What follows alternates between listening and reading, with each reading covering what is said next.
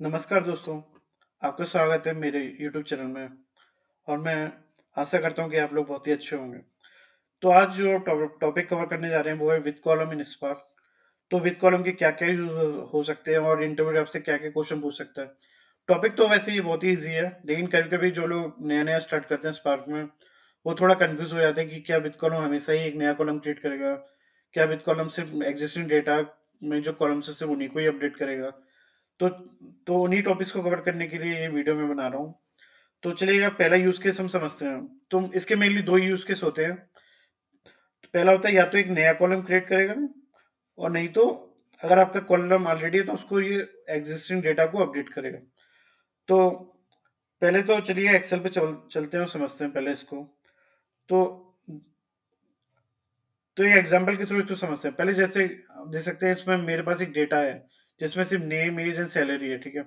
अब इंटरव्यूअर आपको कहता है कि क्या आप इसमें एक नया कॉलम ऐड कर सकते हैं? लेट्स सपोज उसने आपको बोला कि कंट्री कॉलम को can you add country column with India value in this. तो आप कैसे कर सकते हैं उसका? तो भी हमारे पास एक ट्रांसफर मेथड होता है ना विद कॉलम इन स्पार्क, तो जिसका यूज करके हम एक नया कॉलम को ऐड कर सकते हैं। ओके, तो अभी हम इसको डेटाबेस पे एग्जीक्यूट भी करेंगे, लेकिन पहले समझ लेते हैं क्या क्या हम कवर करने जा रहे हैं। तो पहला यूज केस हम ये नया कॉलम को ऐड करके देखेंगे और फिर सेकंड यूज केस है हमारे पास एक एज कॉलम है, राइट? हमें उसी कॉलम को अपडेट करना है। जैसे मुझे हर किसी की वैल्यू एज को एक इंक्रीज कर देना है। जैसे राहुल की एज को 20 से 29, मोहित की इसको 29 30 और अजय की 30 को 31 कर देना। तो वो हम कैसे कर सकते हैं? Again we can use the same method with column with column in Spark. Okay, तो चलिए डेटाबेस पे चलते हैं और समझते हैं। तो यहाँ पर ऑलरेडी मैंने एक डेटा फ्रेम क्रिएट करके रखा है, तो आप देखेंगे मेरे डेटा में ऑलरेडी नेम है जो सैलरी ऑलरेडी है। तो चलिएगा पहला यूज केस हम समझते हैं जहाँ पर मैं एक नया कॉलम क्रिएट करके देखता हूँ, तो वो हम कैसे कर सकते हैं। तो उसके लिए हमें कुछ नहीं करना, सिंटैक्स बहुत ही सिंपल होता है। df डॉट विद कॉलम आपको करना होगा, विद कॉलम। और फिर इसमें जो भी कॉलम आप क्रिएट करना चाहते हैं, जैसे कंट्री कॉलम, और मैं वैल्यू पास करना चाहता हूँ इंडिया।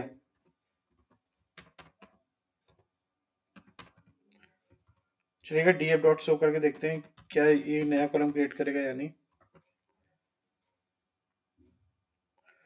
तो आप देख सकते हैं जैसे कि एक नया कॉलम कंट्री क्रिएट हो गया विद इंडिया वैल्यूज, राइट?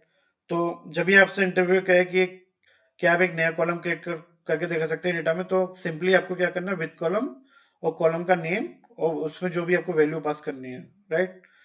चलिए आप फर्स्ट यूज केस हमने देख लिया। अब सेकंड यूज केस पे चलते हैं जहां पर आपसे इंटरव्यू कह सकता है कि जो हमारा एग्जिस्टिंग डेटा है, इनिशियल डेटा फ्रेम है, उसी में ही आप एज कॉलम को इंक्रीज कर दीजिएगा बाई 1। ओके, तो चलिएगा मैं यहीं पे बिगनिंग में कर लेता हूँ पहले। df equals to df, तो सिंटेक्स क्या रहेगी? सिंटेक्स वही सेम है कि विद कॉलम। और क्योंकि कॉलम आपका ऑलरेडी एग्जिस्टिंग है, तो आप देख लीजिएगा जो भी आपकी कॉलम की स्पेलिंग होगी वही आपको सेम यहाँ पर लिखनी पड़ेगी, एज। अब मुझे क्या करना है ऑपरेशन, मुझे इसमें वैल्यू इंक्रीज करनी है एज की बाई 1। तो हम पहले कॉलम कॉलम की वैल्यू रीड करें। कॉलम की वैल्यू कैसे रीड करेंगे? कॉलम को रीड करके, कॉलम ऑफ एज। ओके, अब मुझे इसकी वैल्यू को इंक्रीज करना है बाई 1, तो आई विल टाइप +1। ओके, अब चलेगा df डॉट शो करके देखते हैं।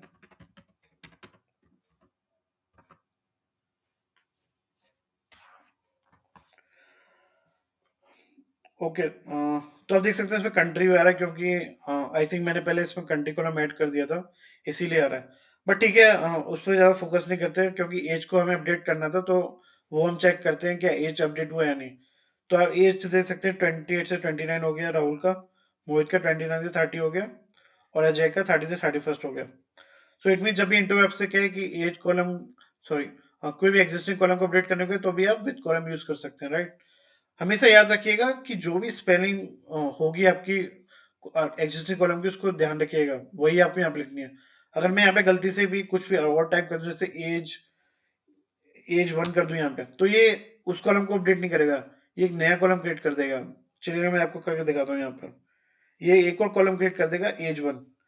तो इस चीज का हमेशा ध्यान रखिएगा, ये बहुत ही छोटी छोटी चीजें होती हैं, अगर आप इंटरव्यू आपसे कोडिंग करा के देख लो और आपने गलती से कर दिया तो फिर थोड़ा नेगेटिव पॉइंट हो सकता है ये आपके लिए, तो थोड़ा इसको देख के करिएगा, ओके। तो वही आपको सेम स्पेलिंग टाइप करनी पड़ेगी जो आपके एग्जिस्टिंग डेटा में, अगर आपने उसके अलावा कुछ टाइप किया तो इसका मतलब है ये अलग से वैल्यू नया कॉलम क्रिएट करके दे देगा आपको। तो ऑन हाई लेवल यही सब होता है विद कॉलम में। तो जैसा कि मैंने बोला था कि बहुत ही इजी टॉपिक है, बट छोटी छोटी चीजें आपको ध्यान रखनी पड़ेगी। तो चलिए, इसमें कुछ इंटरव्यू क्वेश्चंस और होते हैं जो इंटरव्यू आपसे पूछ सकता है, उसको हम देखते हैं क्या क्या हो सकते हैं वो।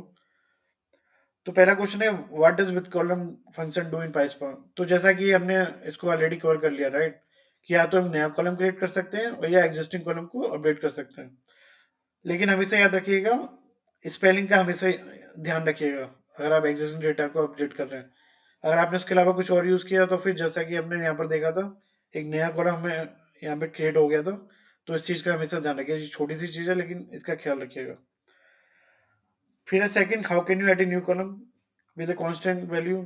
तो ये जो अभी हमने यहाँ पर किया था न्यू कॉलम कंट्री को, तो ये आप यहाँ पे बता सकते हैं, using with column we can create the column, और सिंटैक्स आप ये देख सकते हैं और आप क्रिएट कर सकते हैं नया कॉलम। फिर थर्ड क्वेश्चन है, how do you modify existing column. तो again the same example, right, how can you modify the existing column, जो हमने एज को किया था, राइट। बट ये, हाँ, मुझे एक बार इसको दोबारा करना ताकि आप लोग कंफ्यूज ना हो। तो कुछ नहीं करना है आपको, विद कॉलम पास करना है, जो भी एग्जिस्टिंग कॉलम है वो आपको सेम टू सेम पास करना है यहाँ पे। और जो भी आपको ऑपरेशन करना है, जैसे मैं +1 करना तो मैं +1 पास कर दिया, ठीक है।